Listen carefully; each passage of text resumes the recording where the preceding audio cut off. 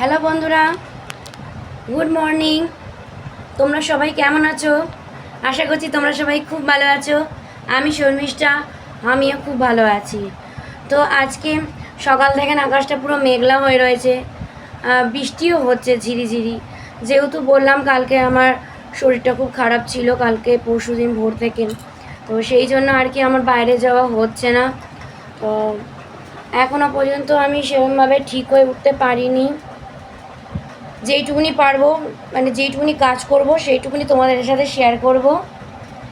তো একটু পরে আবার দেখা হচ্ছে, টাটা। তাড়াতাড়ি করে এবার কাজটা তাড়াতাড়ি করে সেরে নিচ্ছি, কারণ শরীরটা তো ভালো লাগছে না। দেখো হাঁপিয়েও যাচ্ছি, অস্বস্তিও করছে, কিন্তু কি করব বলো।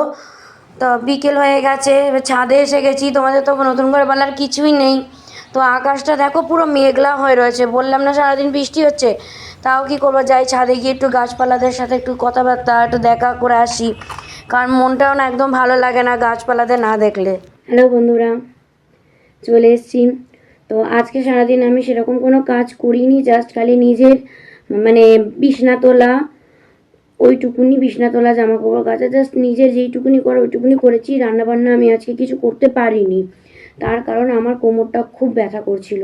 তা তোমাদেরকে আমার বলা হয়নি, আমার একটা লাইফে একটা অ্যাক্সিডেন্ট মতন হয়েছিল। আমি সিঁড়ি থেকে পড়ে গেছিলাম, তো সেখান থেকে না আমার কোমরে লাগাতে আমার কোমরের হাড় বসে গেছে।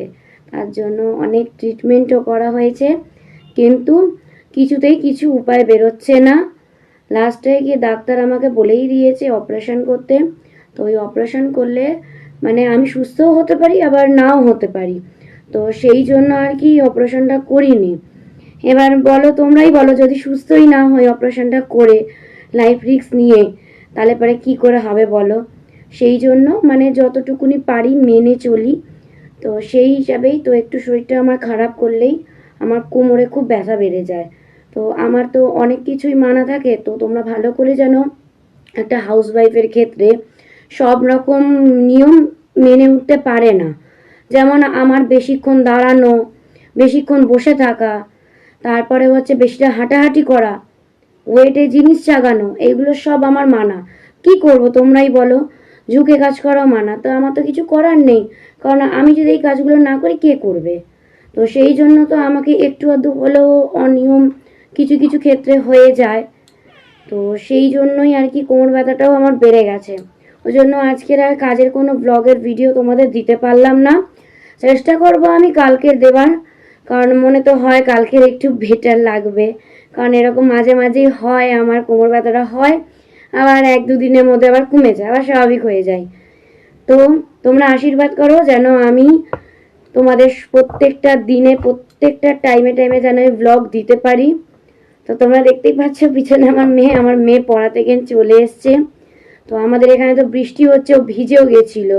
তো আমি তো আজকে ওকে আনতে যেতে পারিনি, ওর বাবা কাজে গেছিল।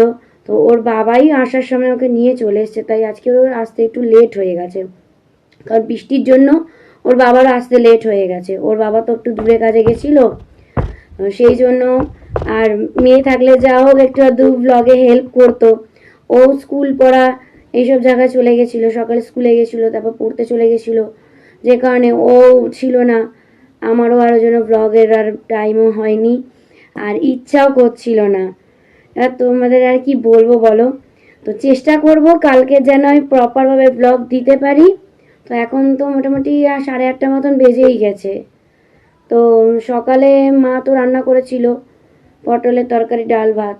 তো দেখি রাত্রিবেলা যতদূর মনে হচ্ছে তোমাদের দাদাভাই মনে হয় বাইরে থেকে কেনা খাবার নিয়ে চলে আসবে, কারণ ও আবার মেয়েকে দিয়ে আবার কাজে চলে গেছে।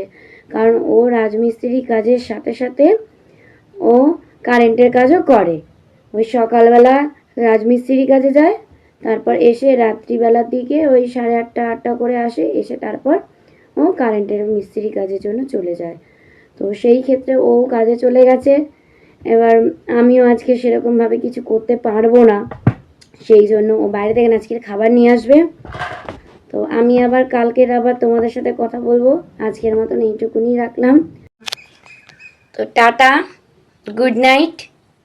আবার কালকের দেখা করব, আবার কাল গল্প ও নতুনত্ব ঘরের কোনো কাজ যদি করি সেই সব কিছু ভিডিও নিয়ে আবার আমি তোমাদের সামনে চলে আসবো। প্রত্যেক দিনের মতন আজকেরও বলছি, যদি আমার ভিডিওটি ভালো লাগে তাহলে লাইক, কমেন্ট, শেয়ার এবং সাবস্ক্রাইব করে আমার পাশে থাকবে এবং মনে করে বেল আইকনটি প্রেস করে দেবে। তা না হলে পরে কিন্তু আমার যে ভিডিওর নোটিফিকেশান কিন্তু তোমাদের কাছে যাবে না। তো টাটা।